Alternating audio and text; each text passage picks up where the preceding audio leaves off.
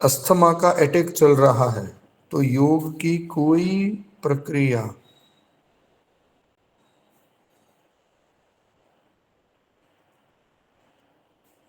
जो है वो हमें करवानी नहीं। जब व्यक्ति सामान्य है, नॉर्मल है, तभी योग का अभ्यास करवाना है। उसी तरह से योग की जो खास करके षटकर्म की भी जो ऐसी प्रक्रियाएं हैं जो हमें करवानी है,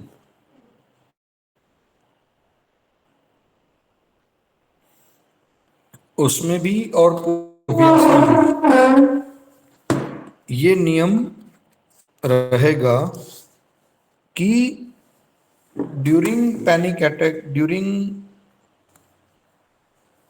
कोई भी अटैक, हम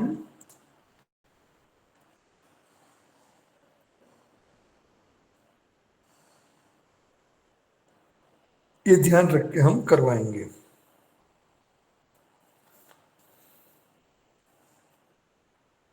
सबसे पहले षटकर्म से शुरुआत करें तो षटकर्म में वमन और दंड धोती, ये दो अभ्यास ऐसे हैं जो अच्छे तरह से करवाने चाहिए।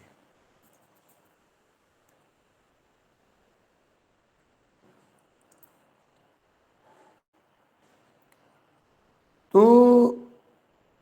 अब बात आती है कपालभाति की। तो कपालभाति थोड़ा ध्यान रख के करवाना चाहिए। अगर किसी को अस्थमा है तो आप धीरे धीरे 10-10, 20-20, 30-30, 40-40 के स्ट्रोक लेते हुए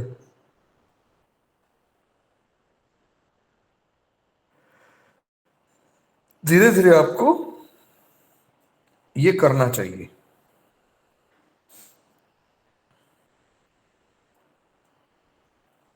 तो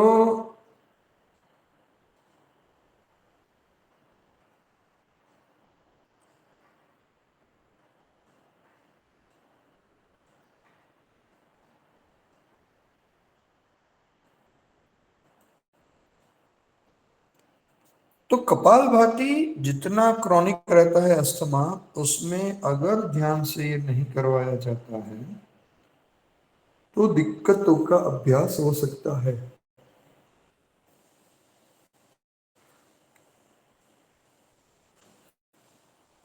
तो ये बात हमें ध्यान में रखनी चाहिए,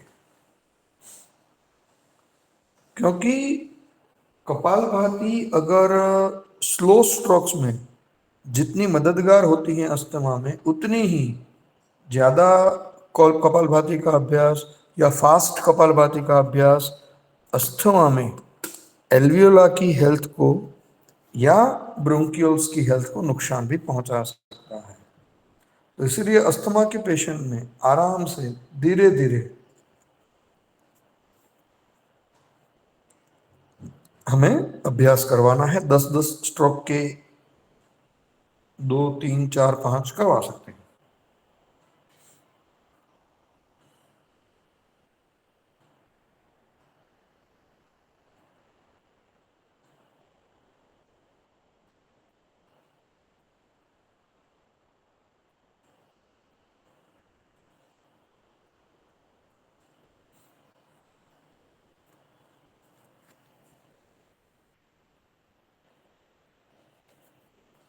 तो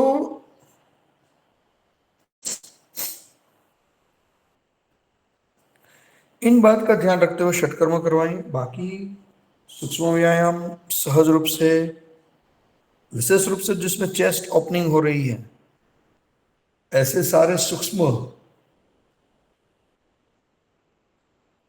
और स्थूल व्यायाम का अभ्यास हम करवा सकते हैं। खास करके विशेष रूप से अगर हम ध्यान दें तो जहां पर प्राणायाम के लिए हम करते हैं, हाथों को खोलकर, माने सारे आसन हो सकते हैं, माने सारे सूक्ष्म व्यायाम हो सकते हैं। उसमें भी विशेष रूप से जिसमें चेस्ट ओपन हो रहा है, जिसमें ब्रीदिंग लेकर हम करते हैं, ऐसे जो जो भी सूक्ष्म व्यायाम हैं वो आराम से अच्छे तरीके से करवाने चाहिए। तो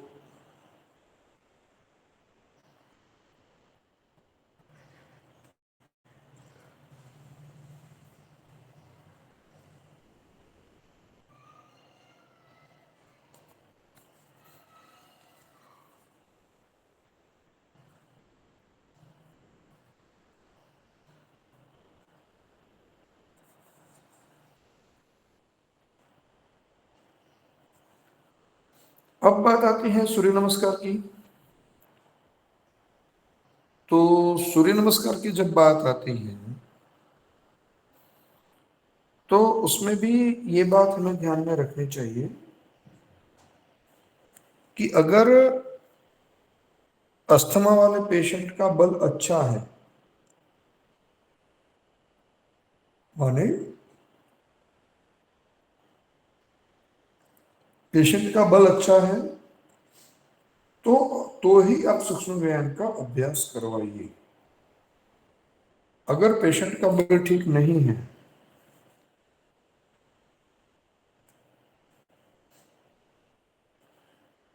तो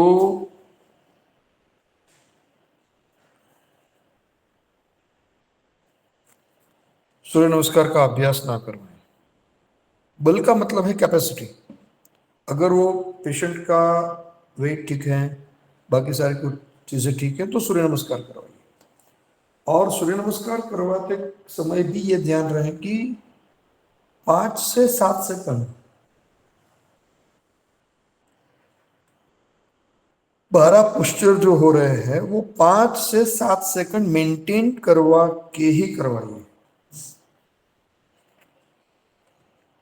जब आप 5 या 7 सेकंड मेंटेन करके करवाते हैं तब उसकी इम्पैक्ट जो है वो ज्यादा अच्छी आ सकती है।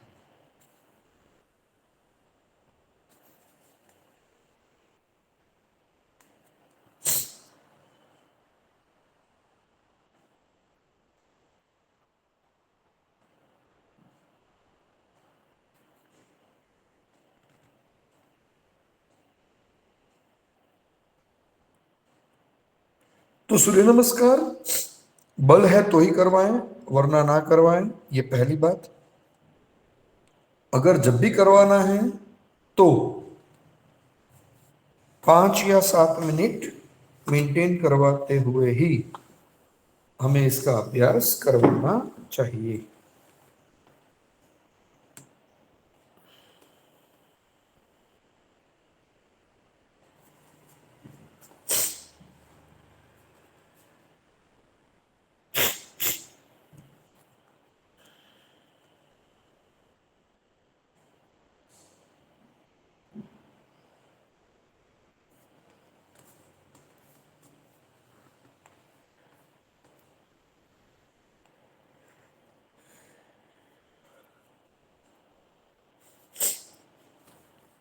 तो ये रहेगा। आसनों की बात रहेगी तो वहां भी यही सिद्धांत लागू होगा। विशेष रूप से जो चेस्ट ओपनिंग करने वाले हैं और जो पाचन तंत्र को ठीक करने वाले हैं, अच्छा करने वाले हैं, ऐसे आसनों का अभ्यास ही करना चाहिए।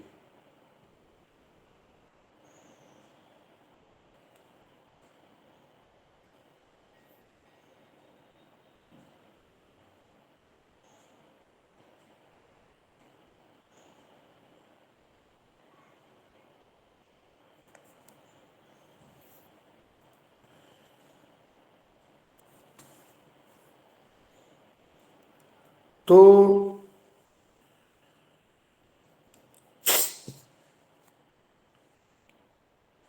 उसमें कौन कौन से आसन आ सकते हैं? तो ताड़ासन, खड़े खड़े ताड़ासन आ सकता है,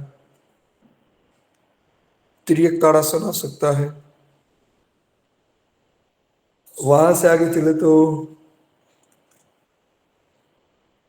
त्रिकोणासन आ सकता है, वहां से भी आगे चले तो पार्श्व कोणासन आ सकता है, और वहां से भी आगे चले अगर हम तो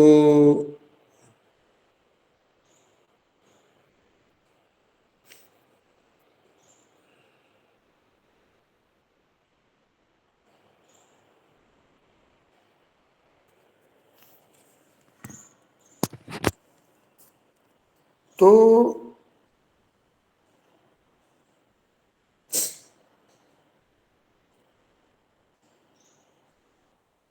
माने ताड़ासन, ताड़ासन ठीक से हो तो तिर्यक ताड़ासन, तिर्यक ताड़ासन ठीक से हो तो फिर त्रिकोणासन, त्रिकोणासन ठीक से हो तो पार्श्वकोणासन, पार्श्वकोणासन ठीक से हो तो पादांगुष्ठासन, शीर्ष पादांगुष्ठासन, पादांगुष्ठासन नहीं, शीर्ष पादांगुष्ठासन। ये क्रमशः अभ्यास आगे बढ़ाना है। उसके बाद त्रिकोणासन का जो दूसरा वर्जन है जिसको हम टी पोज कहते हैं, अंग्रेजी का जो टी रहता है, एबीसीडी में जो टी है, ऐसा जो टी पोज है, दोनों हाथों को फैलाकर एक पग पर बैलेंस बनाना होता है, तो वो टी पोज जो है वो भी करवा सकते हैं। नटराज आसन है वो भी करवा सकते हैं। तो ये सारे आसन ऐसे हैं जो आपको अस्थमा या ब्रोंकाइटिस में अच्छा सा आपको सपोर्ट कर सकते हैं। बैठे बैठे अगर आसनों की बात करें हम, तो उष्ट्रासन है, उत्तान मंडूकासन है। उत्तान मंडूकासन में वज्रासन में बैठ के दोनों पैरों को खोलना है और दोनों हाथों को ऊपर की तरफ क्रॉस करना है। उत्तान मंडूकासन है, पर्वतासन है,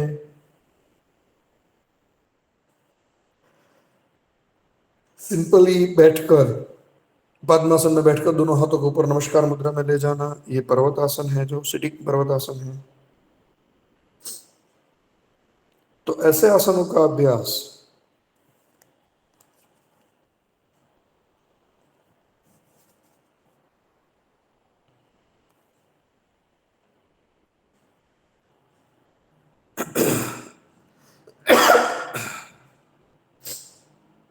बैठे बैठे हो सकता है।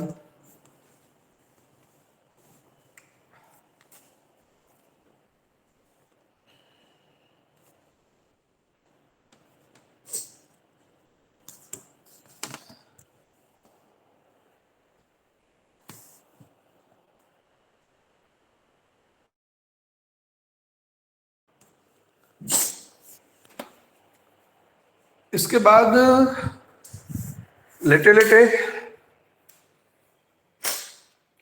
उत्तान पादासन, अर्धहलासन,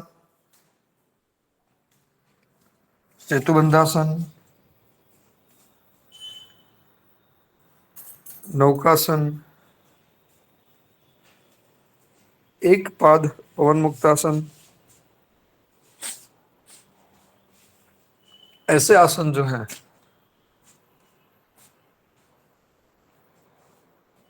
उन आसनों का अभ्यास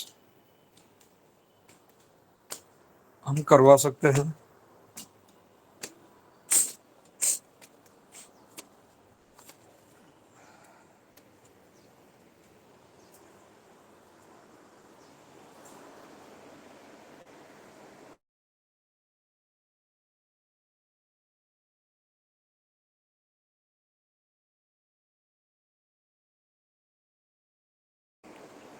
तो इस तरह से ये आसन करने चाहिए। लास्ट में जो आसन आते हैं वो है उल्टे लेट कर और टॉपसी टर्वी। ये दो प्रकार के आसन रहते हैं।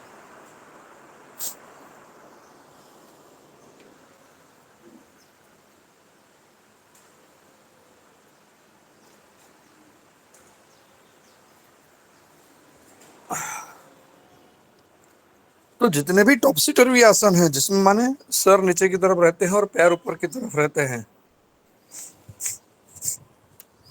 ऐसे जितने भी आसन हैं उन आसनों पर, उन आसनों को अगर व्यक्ति का बल है तो ही ध्यान पूर्वक करवाएं। माने एक बार 2 3 4 5 महीने अगर व्यक्ति आपके साथ योग का अभ्यास करता है और फिर आपको लगता है कि ना वाकई ही उनका बल है, तो ही टॉपसी टर्वी आसन और जो कल्चरेटिव आसन है उसको जोड़ना चाहिए। जिसमें पश्चिमोत्तान है, हलासन है, धनुरासन है, शीर्षासन है, चक्रासन है। ऐसे आसन जो हैं, जो कल्चरल और टॉपसी टर्वी के अंदर आते हैं, ऐसे आसन अगर कोई व्यक्ति लंबे समय तक आपके साथ योग का अभ्यास करता है, तब ही आपको लगे कि उसका बल ठीक है, तो ही उनको करवाना चाहिए। ये बात पर पूरा ध्यान रहे। ठीक है, 1 मिनट मुझे दीजिएगा, 1 मिनट में मैं फिर से जुड़ के हम प्रणासनों की बात करते हैं।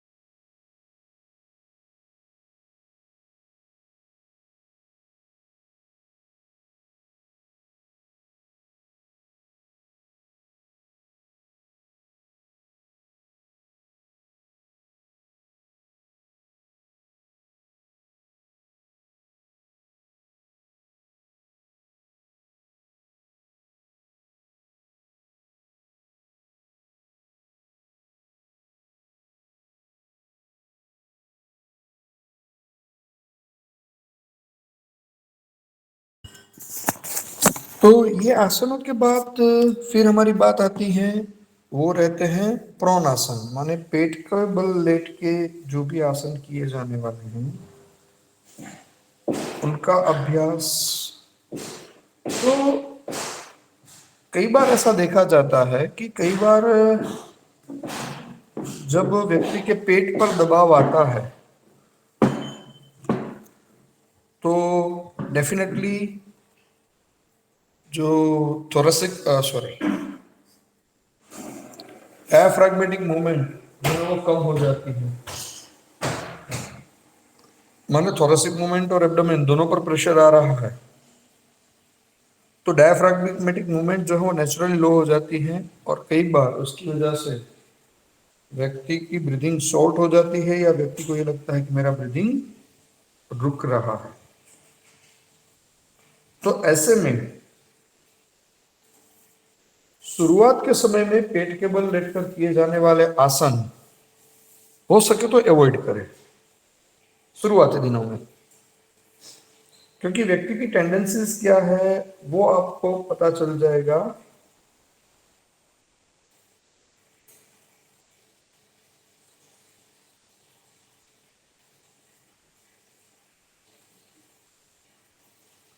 तो ये बातें हम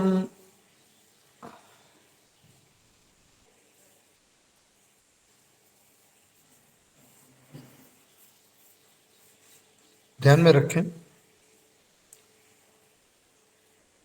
तो शुरुआत के समय में सीधे उल्टे लेटकर आसन करवाएंगे, ऐसा ना करें। अगर थोड़े समय के बाद जब वो भी थोड़ा कॉन्फिडेंट हो जाए और हम भी कॉन्फिडेंट हो जाए उस पेशेंट के प्रति, तब ही पेट के बल लेटकर आसन करवाने चाहिए। शुरुआत में 1 या 2 आसन से शुरुआत करें, क्योंकि सारे आसन चेस्ट ओपनिंग है। तो भुजंगासन है, सर्पासन है, तिर्यक भुजंगासन है, तो ऐसे आसन हैं जो आपको मदद कर सकते हैं। जब शुरुआत में आप पेशेंट से जब भुजंगासन करवाए, तो दोनों हाथ सीधे करके, माने जमीन पर हाथ जब अपने टिकाए हैं कंधे के नीचे, वो कोहनियों से भी बैंड ना हो, सीधे हाथ हो जाए, सालंब भुजंगासन जिसको हम कहते हैं, वो सालंब भुजंगासन के रूप में उसको करवाएं। और फिर धीरे धीरे जब जब क्षमता बढ़ती जाती है तब तक फिर कोहनियों को बैंड करने का अभ्यास करवाएं। तो इससे क्या होगा?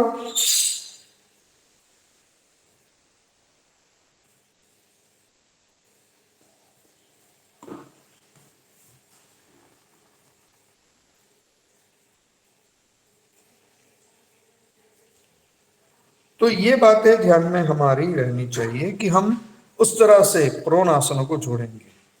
विपरीत नौकासन है, शलभासन है, धीरे धीरे एक एक आसनों को जोड़ते जाएं। जैसे जैसे कैपेसिटी बढ़ती जाए वैसे वैसे आसनों को जोड़ते जाएं। ये बात हमें ध्यान में रखनी है। तो इस तरह से प्रोन आसनों को भी हम अस्थमा में जोड़ सकते हैं।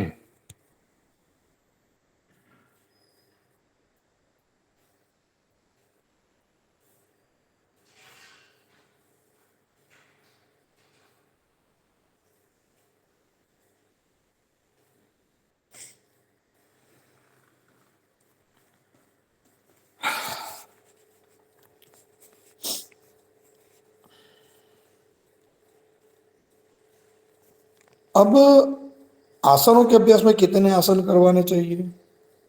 क्योंकि अस्थमा में ओवरऑल कैपेसिटी है वो कम होती है, तो हो सके तो एक दिन में किसी एक ही पोजीशन के आसन करवाइए। एक दिन में एक ही पोजीशन के आसन करवाइए। तो 4 5 6 आसन एक पोजीशन में करवाए, दूसरे दिन दूसरी पोजीशन में, तीसरे दिन तीसरी पोजीशन में। क्योंकि यहाँ पर आपका मोटिव ओवरऑल बॉडी सर्कुलेशन या बॉडी वेस्ट को मोबिलाइज करने की जगह पर चेस्ट ओपनिंग करके ज्यादा एयर, ज्यादा ऑक्सीजन यूटिलाइज हो, ये हमारा प्रमुख उद्देश्य है।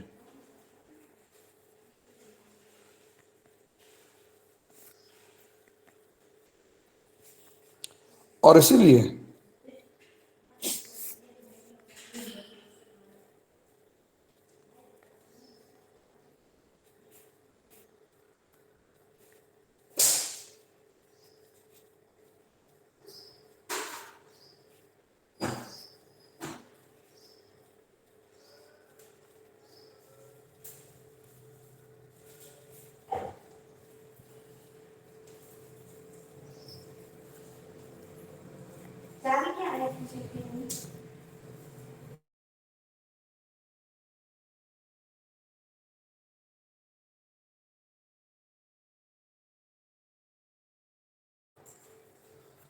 तो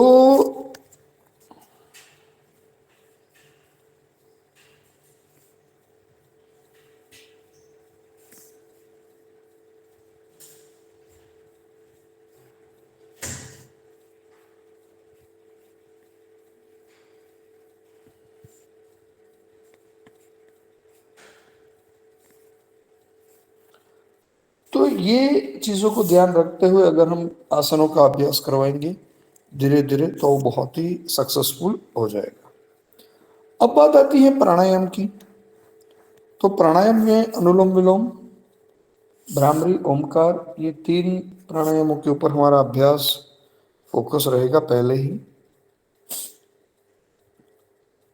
अनुलोम विलोम में वनजम वन, पूरक और रेचक को वनजम वन करवाने का प्रयास हमें इनिशियल फेज में करना चाहिए।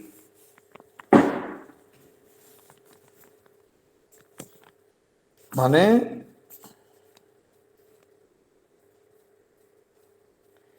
इनिशियल फेज में ही हमें ये देखना चाहिए कि हम वनजम वन के रेशियो को मेंटेन करें।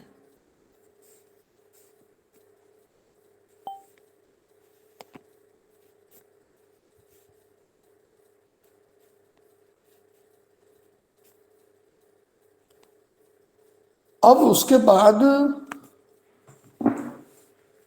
अगर थोड़ा रेशियो बढ़ा सकते हैं तो ठीक है, बढ़ाएं। नहीं तो कोई बात नहीं।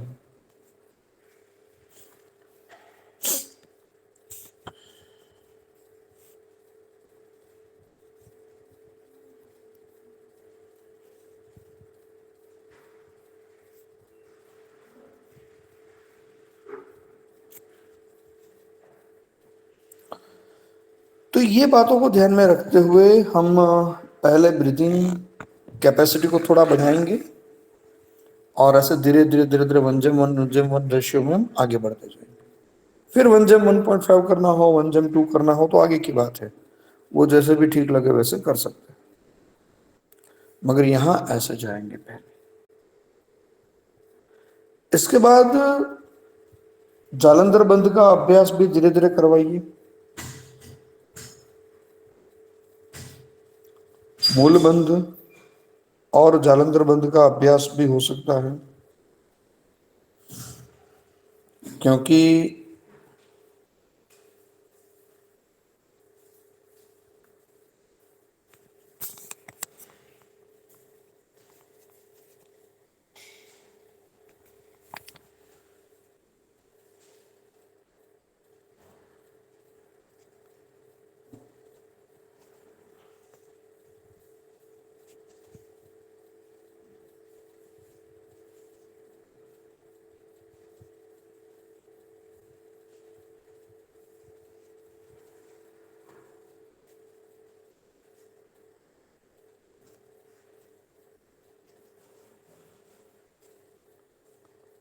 तो इस तरह से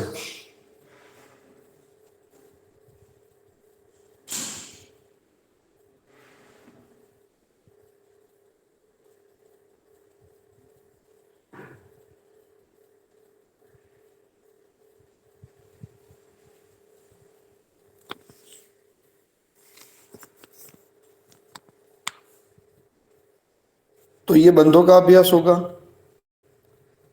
मुद्राओं में महामुद्रा का अभ्यास करवाने में भी कोई दिक्कत नहीं है, मगर महामुद्रा के जो दोनों वर्जन हैं, केवल धाम में सिर को नीचे लिया जाता है और गैरन संहिता में, सॉरी, बिहार स्कूल ऑफ योग में चेहरा सीधा रखा जाता है। तो उसमें बिहार स्कूल ऑफ योग का जो वर्जन है उस वर्जन से हमें करना चाहिए।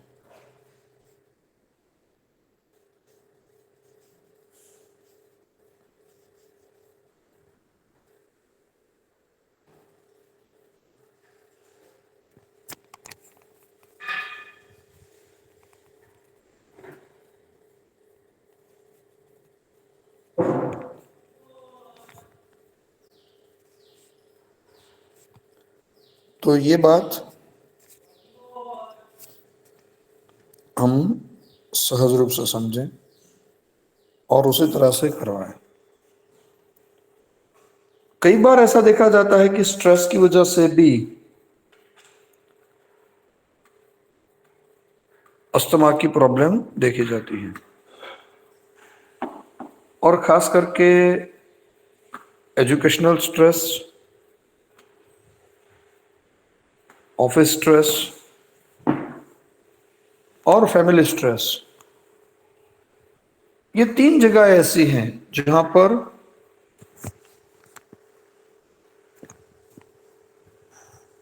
ये देखा जाता है। तो ऐसे में योग निद्रा या गाइडेड पीएमआर, गाइडेड रिलैक्सेशन, उनको ज्यादा फायदेमंद रहता है।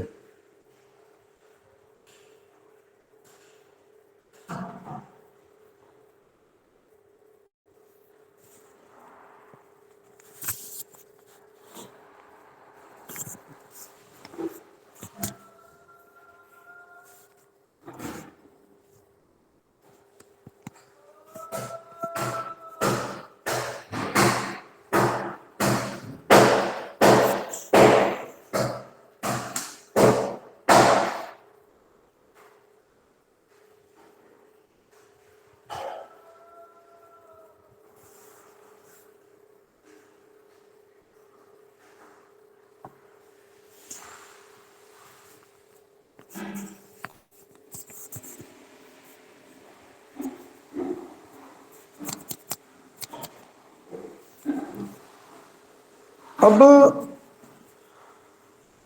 योग निद्रा या गाइडेड मेडिटेशन से भी धीरे धीरे उसमें इंप्रूवमेंट आने की संभावनाएं बढ़ती जाती हैं।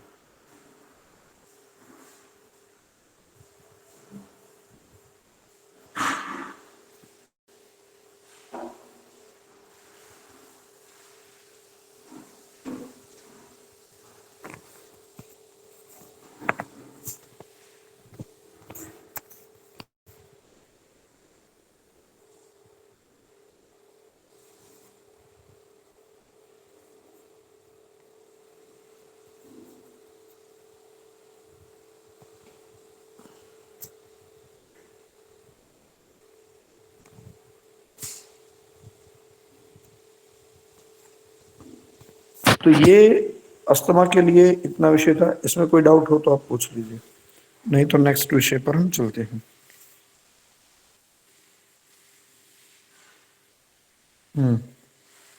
पूछ लो, पूछ लो। स्थूल व्यायाम શું લખાયું સ્થૂલ વ્યાયામ? चेस्ट ओपनिंग जो भी हैं, जैसे सर्वांग पुष्टि है, रेखा गति है, चॉपिंग वुड एक्सरसाइज है, बहुत सारे स्थूल व्यायाम ऐसे हैं जो यहाँ पे हो सकते हैं। ठीक है, शर्त उतनी रहनी चाहिए कि स्थूल व्यायाम भी चेस्ट ओपनिंग होने चाहिए विशेष रूप से। ठीक है,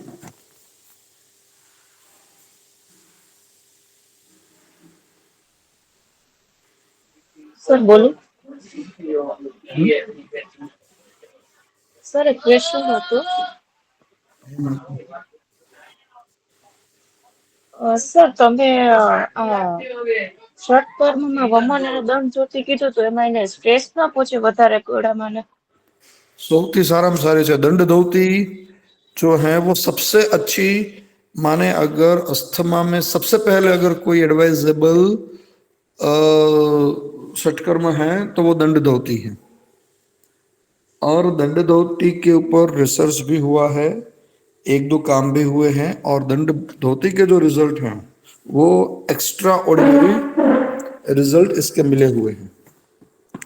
और इसीलिए मैंने कहा, मैंने शुरुआत षटकर्म की शुरुआत करते समय ही कहा कि अगर आपको लग रहा है उसका बल नहीं है तो मत करवाओ, अगर बल थोड़ा ज्यादा है तो आप वमन के लिए जाओ। मगर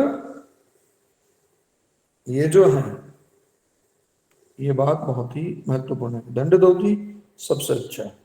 यूजुअली हम मानते हैं कपालभाति सबसे अच्छा है, नहीं, कपालभाति कई बार अस्थमा के पेशेंट को नुकसान भी कर जाता है, तो इसलिए ये हमें समझना। ठीक है,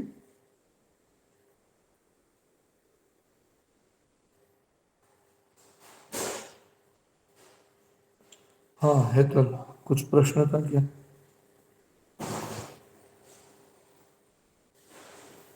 या वही था प्रश्न, स्ट्रेस आ जाएगा।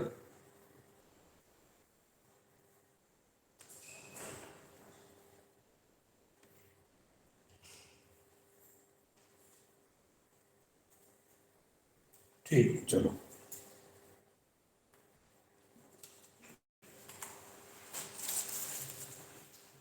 नेक्स्ट डिजीज कौन कौन से हैं रेस्पिरेटरी के?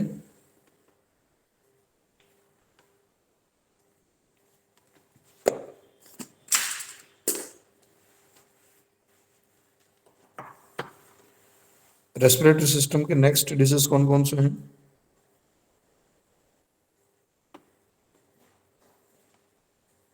सिलेबस किसी के पास नहीं है?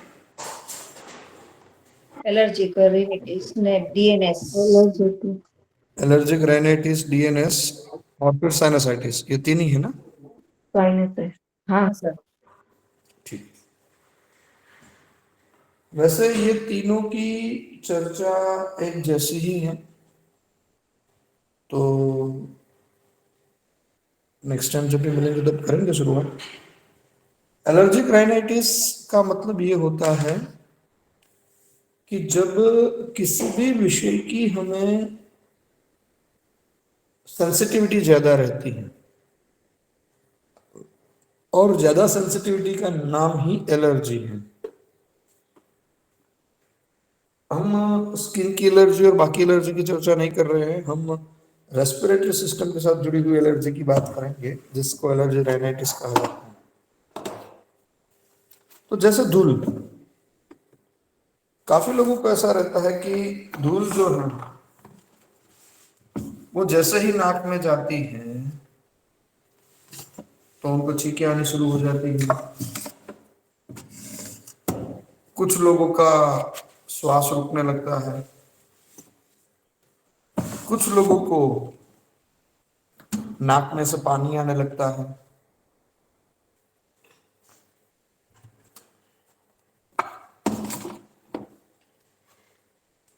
तो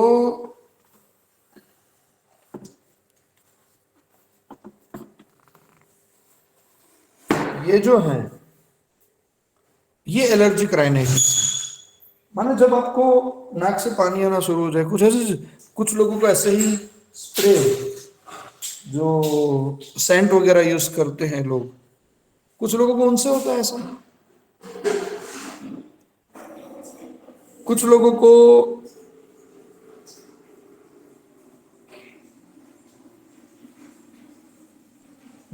पोल्यूशन की वजह से ऐसा होता है।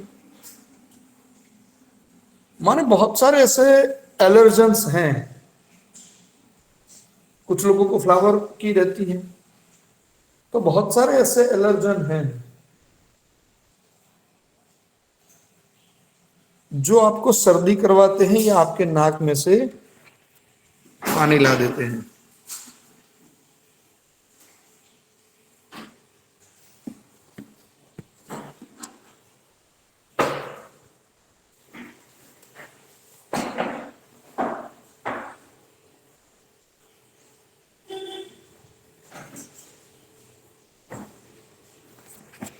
तो ऐसे जो भी एलर्जन सभी के लिए अलग अलग हो सकते हैं।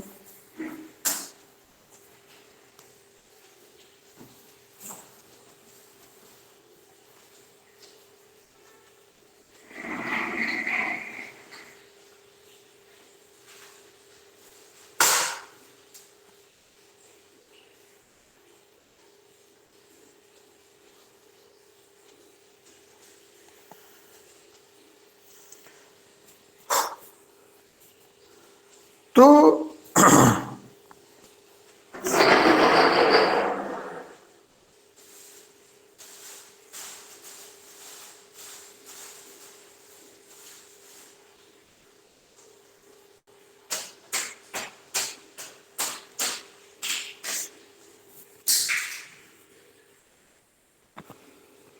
तो ऐसे जो भी विषय हैं एलर्जी के, वो आइडेंटिफाई करना उसको,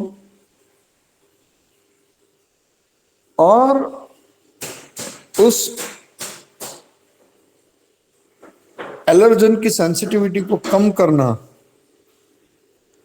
ये जिसमें होता है ये एलर्जिक राइनाइटिस की चिकित्सा होगी। तो एलर्जिक राइनाइटिस कॉमन विषय है आजकल, और वो इस तरह से होता है।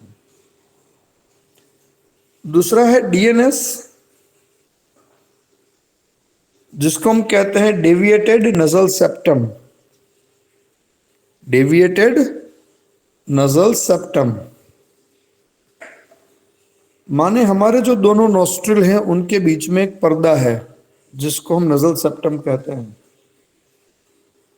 वो जब टेढ़ा होता है या दाईं या बाईं और थोड़ा झुका हुआ रहता है तो उसको कहा जाता है डेविएटेड नजल सेप्टम।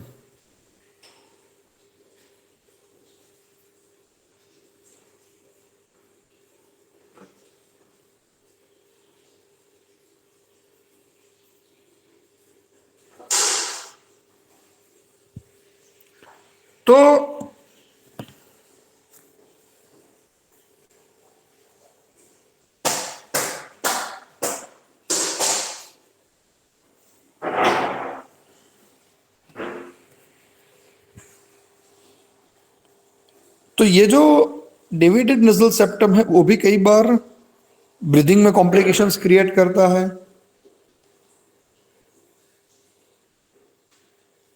कई बार कफ को जमा करने का वो कारण बनता है, और उसकी वजह से बहुत सारे इश्यूज और भी हो सकते हैं, शॉर्ट ब्रीथ, नेजल ब्लॉकेज, बहुत सारे विषय रहते हैं। तो डेविएटेड नजल सेप्टम में उनकी क्या चिकित्सा हो सकती है उसकी चर्चा करेंगे। ये भी एक एनाटॉमिकल डिफॉर्मिटी है, यूजुअली जन्मजात होने वाली ये भी डिफॉर्मिटी है।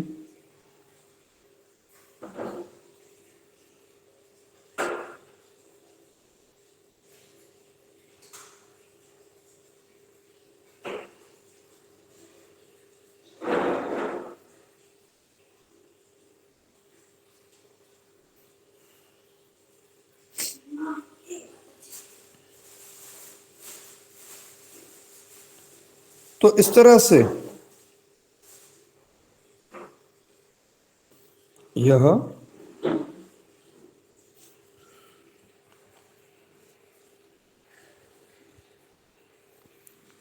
डेविएटेड नजल सेप्टम को समझना चाहिए। यूजुअली आज के समय में उनको ऑपरेशन करके वो हड्डी को तोड़ देना, इतना ही काम उसमें किया जाता है। तो ये दो विषय जो हैं वो हम नेक्स्ट टाइम देखेंगे।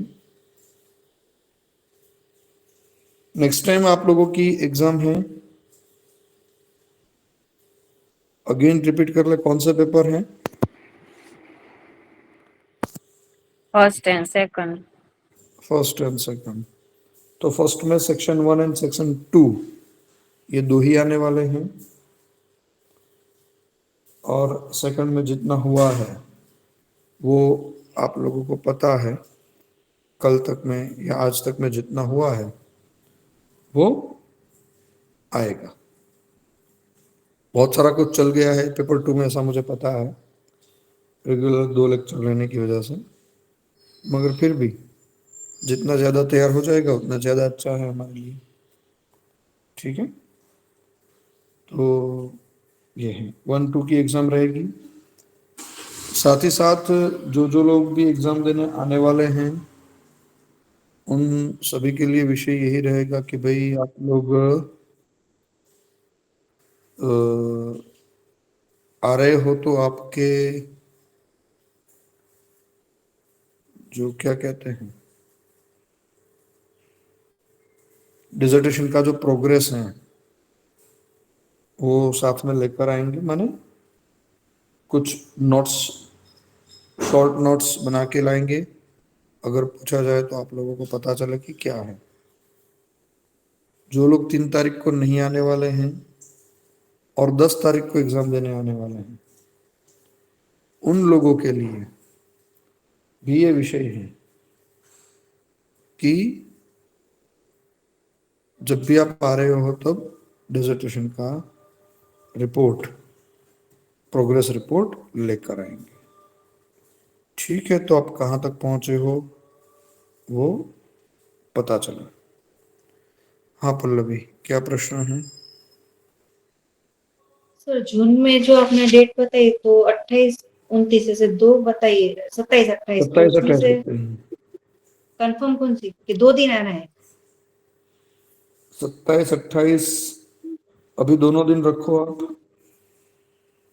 आप तो वैसे भी 27 को मॉर्निंग को ही आ जाते हो, 28 को आना है तो ठीक है। हाँ, तो अभी टेम्पररी बुकिंग कराओ क्योंकि वो भी एक्सपर्ट के ऊपर डिपेंड रहेगा। मोस्ट प्रोबेबली 27 है, ऐसा मैंने तब भी कहा था, मोस्ट प्रोबेबली 27 रहेगी, और 28 रुकने की तरह आ जाओ, कोई दिक्कत नहीं, रुकोगे तो और ज्यादा अच्छा है। बात का टेंशन नहीं है, पहले का ही है। बात का तो रुकने का तो रुक जाएंगे सर। तो 27 को मॉर्निंग पहुंच जाओ, उस तरह से आ जाओ, ठीक है। 27 को मॉर्निंग में आओगे तो फिर सर 27 को ही रहेगा तो फिर कैसे चलेगा? क्योंकि मैं तो 10:30 बजे तक पहुंचती हूँ। ठीक है, अभी तो है, अभी ऐसे ही 10:30 पहुंचो तो भी कोई दिक्कत नहीं है। रोल नंबर कितना है आपका? 7। ठीक, तो बाद में ले जाएंगे।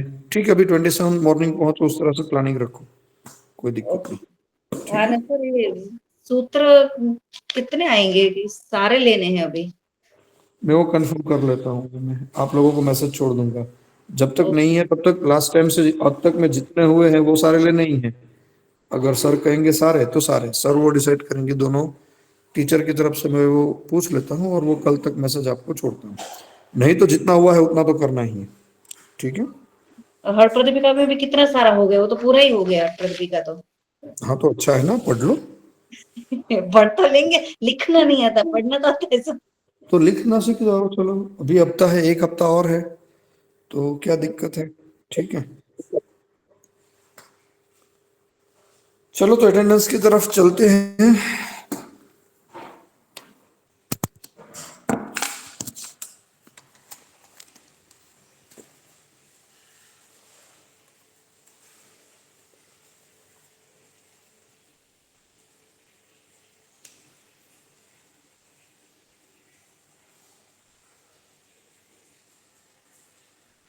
जिन जिन लोगों के सिटी में मतदान आज होना है, तो सभी लोग वोटिंग करें।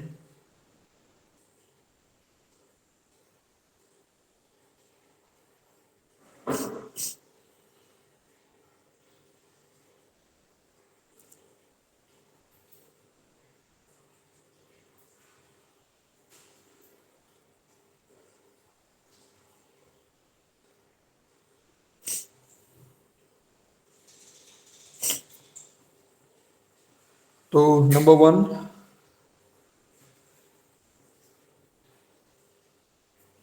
1, हाँ माता माता। 2, yes sir. 3, yes sir. 4, yes sir.